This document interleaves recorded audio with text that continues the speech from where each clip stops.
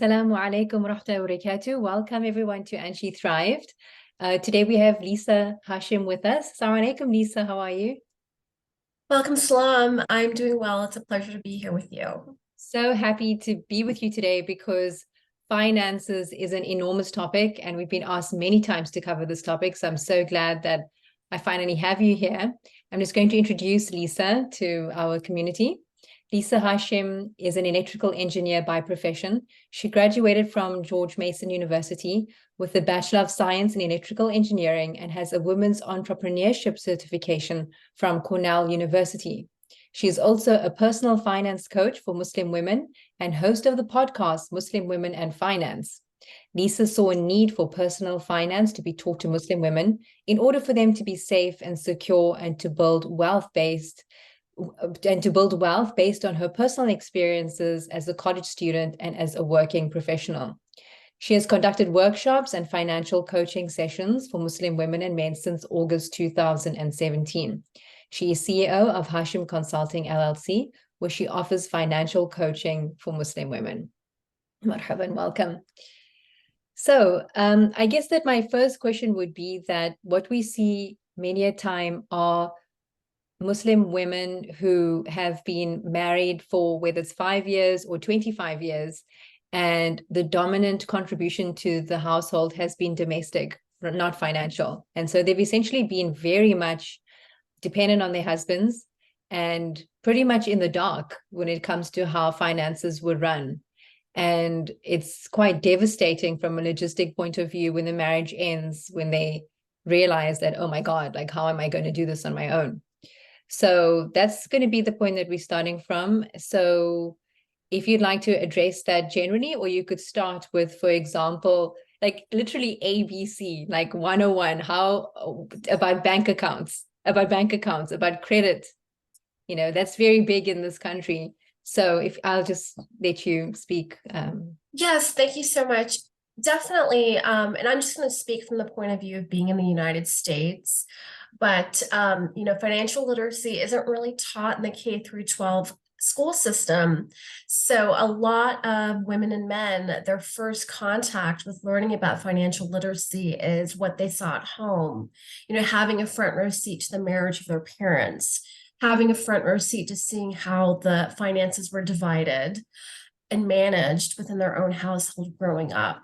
And then when they're on their own or when they get married, for example, they kind of determine, do I continue what my parents did or do I do a complete 180? Like, for example, someone may have grown up in a stingy household and they're like, I don't want to live like that when I'm an adult, when I have my own family. So I'm going to do everything I can to make sure that, I'm provided for and I don't live paycheck to paycheck and I don't, and I can enjoy things with the income that I have. Some people came from wealthy backgrounds where maybe money was just no object. They could spend freely and on anything they pleased. And so we do have to note that we all come from very different households. Even though we may share the same faith, our households are very different in how money management was implemented. So definitely your childhood has an effect on that, how you learned about money, your peers. You may have friends that are very wealthy. You may have friends that come from low-income households. And that could probably affect, what choices they make in college, what degrees they get.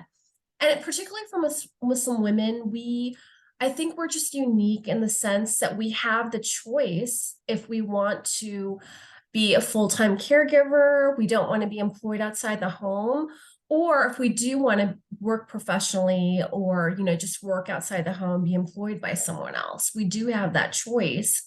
And based on that choice, the lifestyle has to be accounted for. What type of lifestyle do you want to live knowing there's only going to be one income within the household? In the United States, most homes are usually dual income, especially in the suburbs, in the city, things of that nature. But again, we're such a unique population where we do have a large number of one-income households. And so how we manage money is very, very important. And we do want women to be even more educated in the decisions they make, because usually the woman is the central nervous system of the household. She's making all the decisions, or she's part of the decisions. It is harmful, especially because if we think of marriage as a partnership, it's harmful to prevent someone from being part of financial decisions within the household. Because marriage is a partnership, it's teamwork, and the finances should also be ran that way, as a partnership and teamwork. So I do see that a lot of problems happen when, before we get married, we're not having really important conversations in what kind of lifestyle do we want to lead, what will be the working situation of both husband and wife, but particularly of the wife, since she has that choice. How will finances be managed? People kind of wait till after getting married to figure things out, and they really focus on the mahar and the wedding before, the nikah, before living together. And we're also unique in the sense, our population, the Muslim population, is that, we might have to think of living with in-laws. Maybe the husband has to support multiple family members, not just the immediate household. So I think we definitely have a lot of decision making to make. And if we can't make it during the premarital stage, then we really need to, as soon as the issue comes up, address it with communication and with involvement from both parties. And that's where a lot of conflict comes in. Money is one of the 6 topics, actually 6 categories where divorce does happen because of it.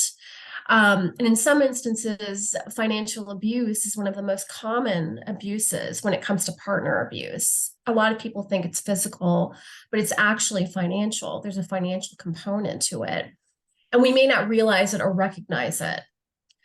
So I just push for women to understand that it is very important to be involved and know what's going on, know what's coming in the household, what's going out of the household.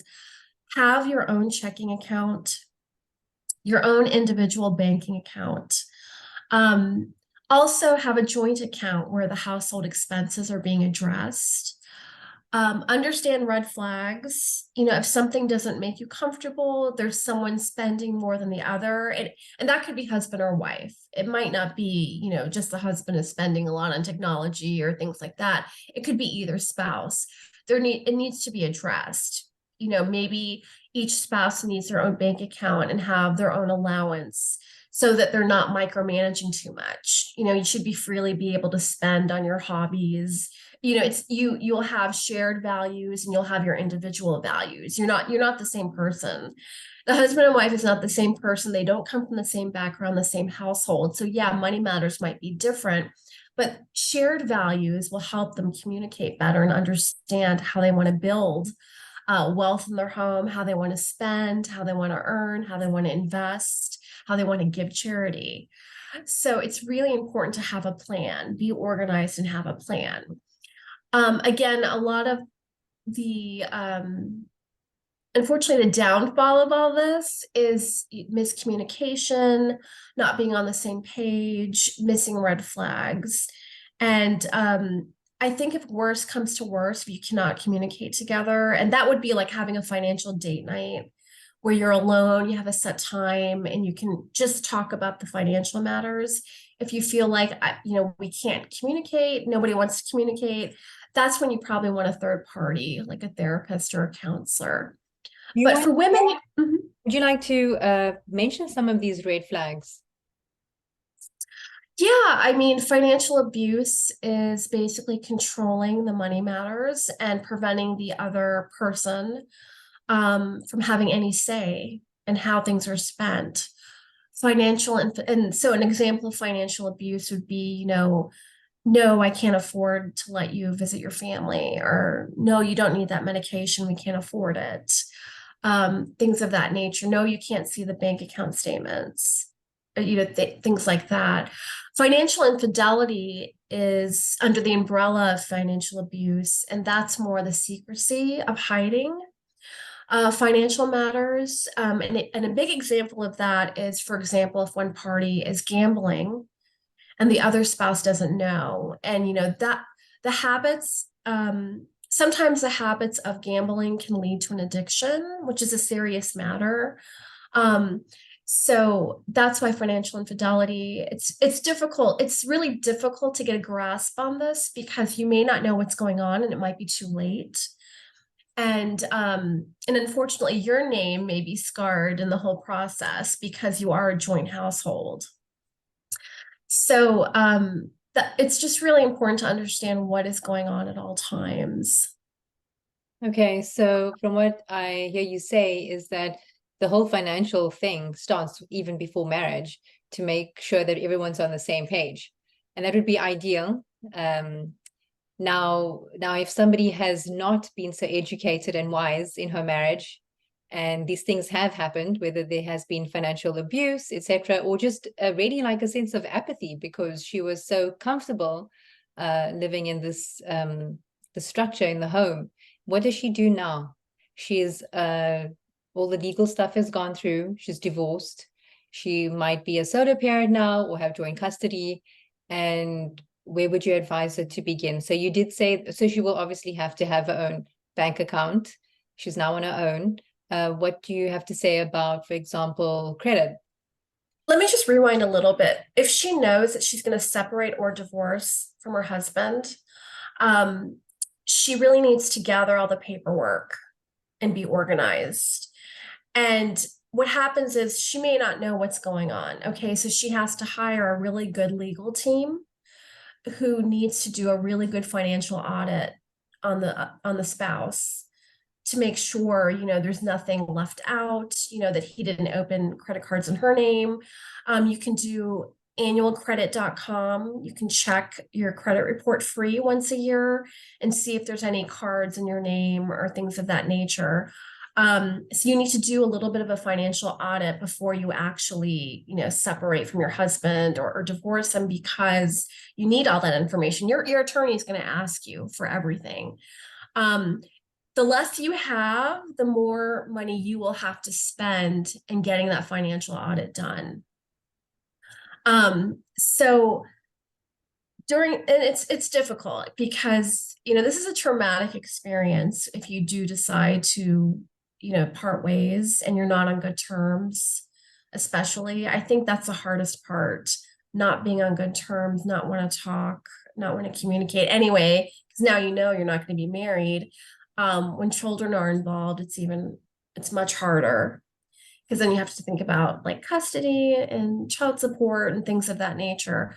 So do the financial audit as soon as you feel like, okay, I think this is not going to work out. You have to gather the paperwork, know the websites, the logins, as much information as you possibly can.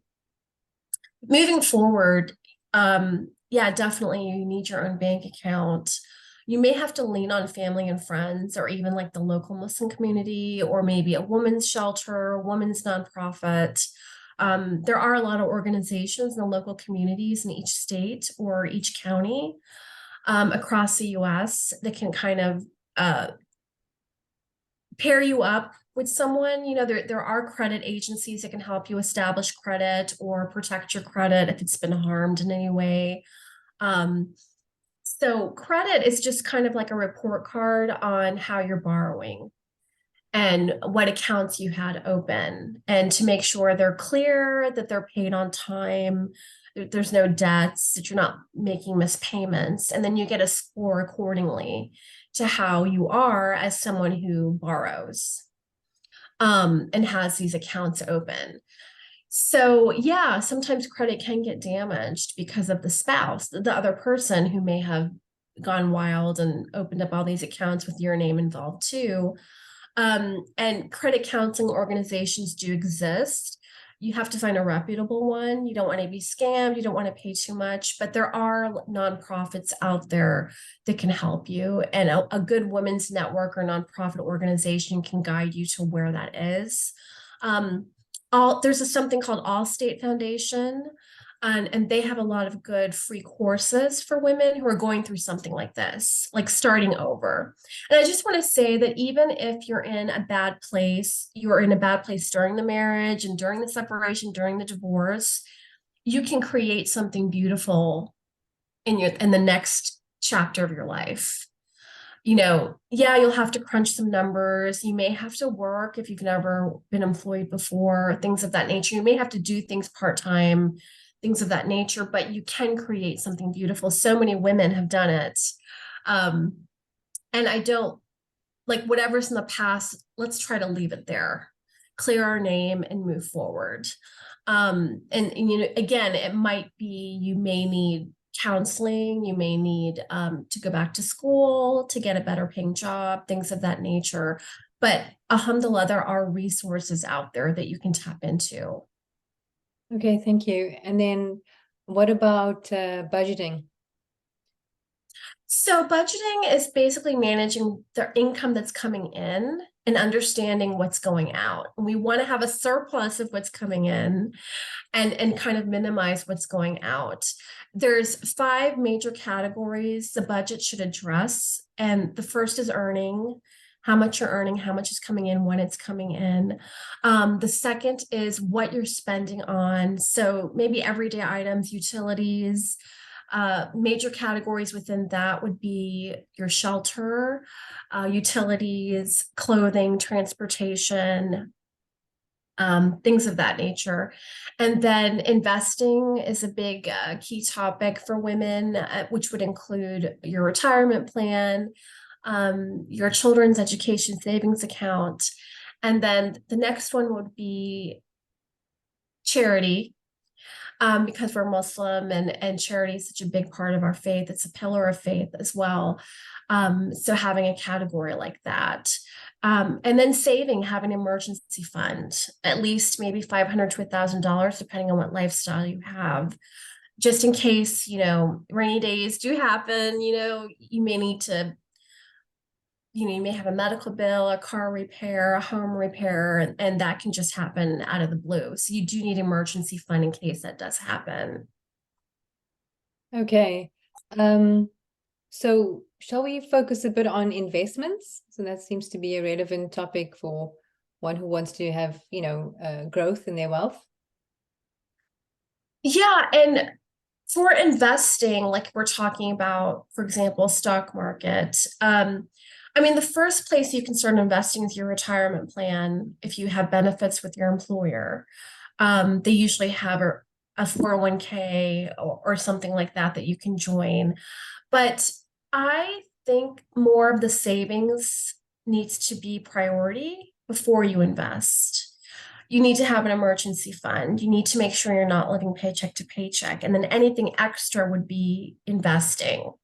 Eventually, if your wealth grows, then you can start paying yourself first. So investing in yourself first, maxing out your retirement plan, paying all your bills, and then going back to any surplus, investing in the stock market. And there's a lot of Sharia compliant plans and brokerages you can sign up with.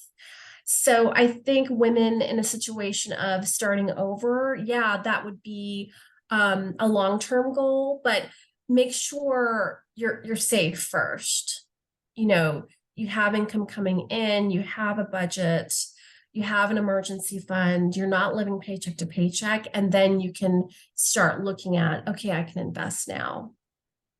So then with regards to budgeting, are you able to go into something more specific as how women can break things down? Budgeting, yes. Okay, so big categories of spending is going to be your shelter, utilities, clothing, transportation, education, if your child is in college, also taxes. Taxes is going to be the largest payment you make in your lifetime if you live in the United States. And that's kind of what drains people. You're paying it all the time. You may not realize it, but yeah, there are means to reduce it. But my recommendation is for sisters, if you want to work, you need to have steady pay. And yes, taxes is going to be an issue, but you hire a really good accountant to help you navigate that. A really good accountant will help you take the deductions and maximize and things like that. You have a child that can be also used to reduce your taxes. You can start a small business, but the small business needs to be profitable. And then you can write off some business write-offs with that.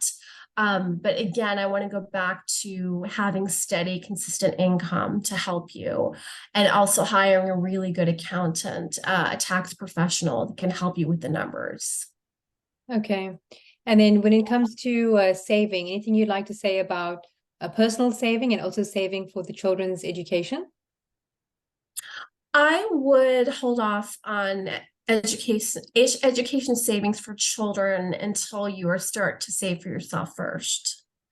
And again, a child has two parents, a father and a mother. It doesn't all have to be on the mother's shoulders to save for a child's college education. I mean, the father should get involved as well, and maybe he will take that primary responsibility. But for women, retirement is important because you cannot borrow for retirement. Your child can borrow for college education and get scholarships, grants, get a part-time job, go to a local community college first, and then transfer. There's a lot of options for the child. For the mother, not so much. So if you have a healthy earning coming in and you're not living paycheck to paycheck and you have surplus left after the expenses are paid, yeah, you can open an account for your child, an education savings account that they can access between 18 and 22 for their college expenses. But I don't want a woman to think that's all on her shoulders, because the child also has a dad. I mean, right, and it dominantly should, be his responsibility. But we see many a time that many of the ex-husbands don't actually provide much financially at all. So, just in the event of that, what are some of the common pitfalls that you see when women spend money, or how the financial choices that they make? What are common pitfalls? Not being involved in what's going on, like not knowing the numbers. You have to, like, numbers matter. You have to know all the numbers, not be like, oh, I think I can buy this expensive thing. I think I have the money. I have a job. No, you really need to know the numbers coming in, and you need to know where each dollar and cent is going. And then again, if you have a surplus, that's when you can do a lot more with the surplus. You can, yeah, if you have a hobby or if you want to gift yourself something, yeah, of course. That's, you like coffee, you like to go out with your friends. I mean, those are all practical things to do, but you also need to be sure of yourself, and you need to be proactive and understanding, like, can I actually afford to do these things? Sometimes the expensive hobbies and habits of our friends and family don't represent who we are, and we kind of get sucked into this peer pressure. We don't need to think that way. We need to think of our situation the most and really do things that benefit us. Funding a retirement plan to the fullest benefits you in the long run, because you can't borrow in those retirement years. Some people can't retire at 63 or 58 because they don't have the means to do so. They never saved. So we want to get sisters to thinking that way. Yes, of course, enjoy life, have a plan, take a nice staycation, vacation, things like that, save up, be savvy. There's so many hacks out there on how to save. At the same time, again, it comes down to knowing your numbers and remembering that numbers matter. So it sounds like, as you mentioned, that you have to be very, very detailed orientated and really know what's coming in. So if a woman isn't a very particularly organized type of person who knows about this stuff, is this where a financial coach comes in? Or perhaps you mentioned some of these other institutions that might aid her. Because if you're not financially orientated, like you're just not, like, for example, a math person, a number person, so you have to acquire that. There's a skill you have to acquire. So is that where the assistance would come in?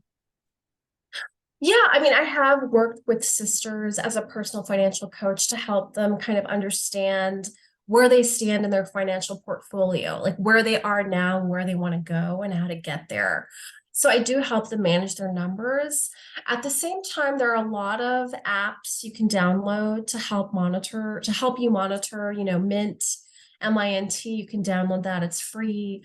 You can pay for more services for that. What And is it that? helps you monitor. That's Mint. budgeting? It's an app, MINT. It's an app. You Okay. can download for free. They also have paid services on that app too, but it monitors your spending. It gives you nice graphics, things like that. And if you're married, you can share the information that way. If you don't like communicating verbally, you can, there's transparency. So I think there's a lot of resources out there. And, why wouldn't you want to be, financially proactive in your own situation? Because you have to be your biggest fan. Because no one else is going to come in and rescue you and tell you these things. You have to go out there, hire the right people, hire the right team, and pick up this and set up this financial plan for yourself. So I do encourage women to be more proactive, because this will create impact over time. If you want to start, you hear this in the news, investing, the stock market, real estate investing, and you hear it all around you. You see the memes and you want to get involved, but you don't know where to start. And sometimes that peer pressure can just kind of affect you and give you stress and anxiety, like you're left behind. But you have to know your numbers, and you have to be proactive in your own household so that you can start participating in those things. Okay. Are there any other common pitfalls you'd like to add? Yes, I just want to mention that, a lot is going on in the, I guess, dating world, halal dating world, things like that. And a lot of scams kind of affect all populations. It's not just Muslim populations. So there may be instances where a sister is talking to someone and then that brother is still married. He's not even separated, or he's looking for a second wife and he didn't discuss it with his first wife. Things of that nature, ghosting, identity theft, all sorts of things. So I just wanted to warn sisters, just be careful, because not everyone has good intentions, even when you do. And it's really sad, because sometimes women, especially, we become so trusting of someone. Someone can say everything right. Someone can say all the nice things in the nicest voice. And we really hold on to that and we trust that. But it can be a disguise for something that's not in your benefit.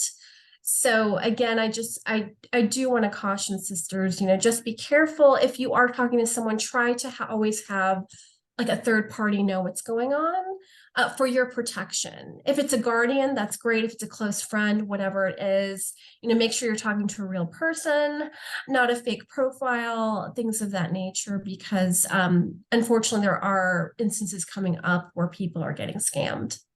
I think it's a great reminder, because so often people are so hopeful and they just so want the dream that they just basically have blinders on. They don't want to see it, so thank you for that reality check. Yeah. So this is a question that also involves our divorced male population. We see very often in this moving on to another relationship where the men are also really struggling financially, because they many a time have a big financial burden from the first marriage, paying alimony, child maintenance, and all of that. So we see that they might not want to be as financially giving in a subsequent marriage, because they don't want to be placed under more financial stress. And this is also linked to then the woman who has had to transition into becoming more financially savvy and aware, and having to also equip herself with these skills so that then she is not so dependent on this man, and that sometimes she feels like she almost has to make a choice. We see this a lot. It's almost like, does she choose to stay alone and just make it on her own, or does she choose companionship and have to sacrifice some of her expectations of what she ideally wanted financially from a spouse? So if you could comment about remarriage, finances, how to navigate this. Okay. Yeah, so it goes back to the premarital phase. Really understand yourself, your situation, your numbers. You may be divorced and no children. So the only tie you may have to your previous partner is just alimony, and you're never going to see them again in your life, that kind of thing. Or you may be in a situation where you do have children. So then you have to like live near the other spouse. You have to think about child support, alimony, and you still have to be in communication with that person. So again, address your situation first, get out a paper and pencil and write down what you're going through right now. Are you working? Are you not working? How much you make, things like that. And then address, what are you looking for? Some women don't want to marry someone who already has children, that kind of thing, or they meet someone who's never been married before. So it might be a little easier to address that situation, but they also have to realize, once they get married again, they won't have alimony again. They won't have alimony from the previous partner. So there's just a lot you need to address before you start looking, I would say. I don't think a lot of people do that, especially the men. But figure out who you are, what you want, what kind of lifestyle you want. Are you willing to work 9 to 5 for the rest of your life, maybe? Because you may find someone who doesn't make as much as you, or you guys want a lifestyle where you want the nice home, you want something on a grand scale. It just depends what lifestyle you pick. And this is why investing is so important, and why people are interested in investing, because passive income is important, because you're not actually working for that income. It's coming in organically based on compounding and things of that nature. So that's why people are really interested in that. So then they don't have to work as hard per se. Or maybe a woman, if she has a really good investing portfolio, she may not need to work because she can live off the profit of that investing portfolio. So, ask all those questions. And then when you find someone you're talking to, you really have to do the financial audit, the mock budget, discuss that. If it's a blended family situation, again, you will have to consider, because again, inshallah, you'll be getting child support. So that's like a 50-50 thing. You'll have to cover some too. And then the husband will have to really evaluate his situation and what he can afford. And maybe you'll be a dual income household, or maybe not. And again, for women, we can be flexible with how we work. There's part-time schedules, there's weekend schedules, there's full-time schedules. There's so many ways that you can earn money now, especially with technology, and have an open mind. And, inshallah, if you're aiming to have a blessed household where you're worshiping Allah subhanahu wa ta'ala, inshallah, wealth will come your way. You can both be optimistic that, there might be a little rough patch in the beginning, but inshallah, we're going to build well together, and Allah subhanahu wa ta'ala put barakah in your household, because you want to have a good family. You want to have a good situation. So I'm pretty optimistic. Again, like I said before, yes, if you were married and it didn't work out, okay, you can leave all that behind and you can move forward and create something beautiful for yourself. And you may, inshallah, with a lot of dua and istiqara, you can find someone who can help you on that journey. Mm-hmm.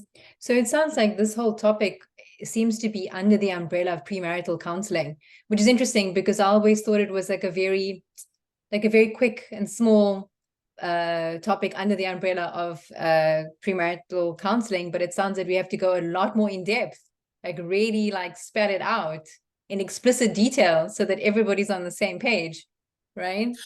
Yeah, I think previously, like, maybe in my parents' generation, women were really told what their roles in life were and what money should mean to them and how they need to act and behave and things like that. And now, women are coming into their own. They're thinking differently from their parents. They may have gone through childhood trauma, bullying, or something like that, even from their own parents who brought them into this world. So they have a different worldview. And I don't think that's a bad thing. I think everyone should know what they want and, go after it. If you talk to someone and you realize, okay, especially in the financial conversations, this isn't going to work out, leave immediately and just move on to the next person. Don't drag it.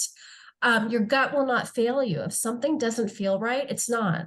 Like, your body will react to that. Your mind will react to that.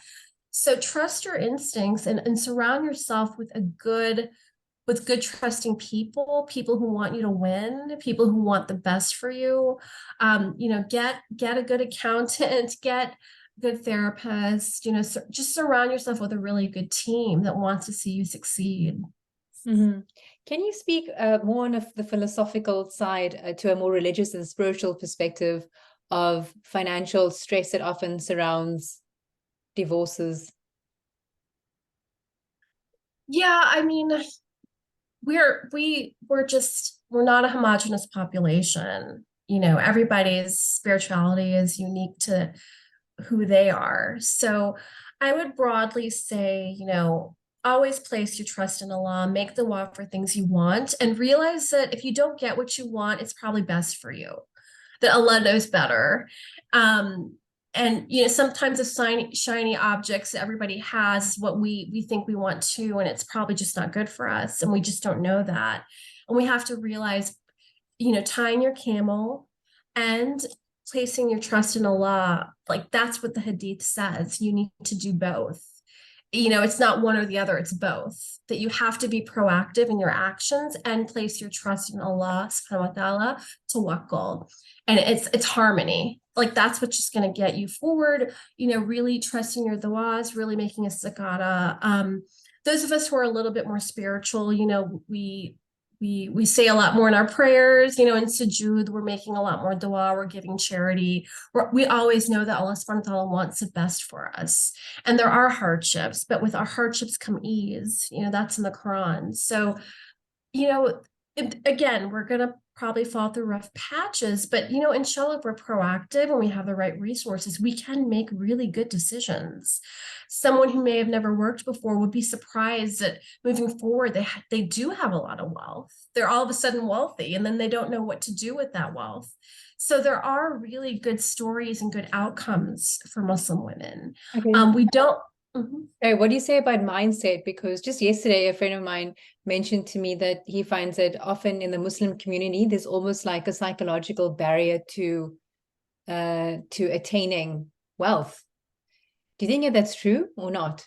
As if like maybe there's an element of guilt or something with acquiring wealth. Do you think there's any validity in that? Yeah, I mean, money is very psychological. When put in the wrong hands, a lot of corrupt things can happen. And we see it in the news all the time. When put in the right hands, a lot of blessing can happen. So I look at it as a tool. It should not be the focal part of worship. It's just a tool to help you on your journey of life, because at the end of the day, this life is temporary. It's not permanent. And what we want to do is make sure that even after we're gone, whatever wealth we created here on earth is still building after we're gone for the greater good. So yeah, from a spiritual sense, I would say, I think the Muslim population gets caught up in what everybody else has. And we just need to be content with what we have, even if it's very little. Some people who have very little are very happy in life Do you and think have it's very less stress. like these, do you think it's like opposite things? Like you get those people who just want what the Joneses have and they just want more and more. Then you get the other lot where it's almost like, oh, there's almost something inherently bad about money. And there's a guilt thing. Like, how can I earn so much? Or is it wrong for me to request so much in terms of my earnings? Do you know what I mean? Yeah, it's your value system. There's nothing wrong with using money as a tool for good resources. A lot of people who have a lot of wealth, they build nonprofits, they donate to hospitals, they use it in a beneficial way because they know what the reward is, and the reward can multiply. There have been many wealthy people within the Muslim tradition, Khadija radiallahu anha, so many people who had a lot of wealth and used it in a beneficial way. And those are our role models. So we know for a fact that wealth is not a bad thing. It's just how you use it. And I just don't want people to stress out too much. Find a good paying job to support your lifestyle that you choose, and have a little bit left over to give to charity, to save for yourself. Those are important things. Saving for yourself is an important component of your financial portfolio. And not stress out about it, like the anxieties. Alhamdulillah, we have a lot of tools, we have apps, and things like that to kind of reduce the stress, but use money as a tool to, again, on your journey of life for the good things in life and to support your family. And perhaps, do you have any advice that you can share from previous clients as examples to normalize the process, and anything that you'd like to mention from a previous experience? Yeah, just so many situations where when it does come time to separate and divorce, that the woman or the wife in that relationship realizes she wasn't on any of the important documents, like the title of the home, or there was just a lot of debt that she was not aware of. And, depending on what type of state you live in, community property is shared within the marriage. So that can cause a lot of devastation. I would also have her list how she contributed to the household if she wasn't employed, how she raised the children, how she managed everything, the cooking, the cleaning, everything, because that will also play a part in what type of package she gets in alimony. And so again, it's really important to have a really good legal team to assist you with those kind of things. And just be optimistic for the future, because you have a lot of opportunities now. Are there any resources you'd like to recommend that to build financial literacy? To build financial literacy, I would say, the New York Times business and finance section, you can subscribe to that.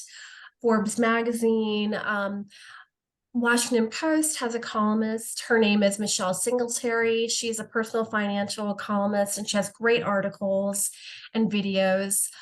Tiffany Alicia, she's an author with Getting Good with Money is the title of her book. You can go to the public library and ask, what are the 3 top personal finance books on the bestsellers list? And read them, check them out and read them. Listen to podcasts, hopefully listen to this episode. I have the Muslim Woman in Finance podcast where I do financial literacy. Look into All State Foundation, and that is lots of courses online to help women who have been in domestic violence situations. Surround yourself with good people who you can trust and who want to see you win. Great, thank you. And I'm definitely going to link your information for those who'd like to reach out to you. And thank you so much for your time. And we hope that we can meet up again and chat more in detail in the future, inshallah. Inshallah, thank you so much. Thank you. Assalamu alaikum wa rahmatullah. Wa alaikum salam.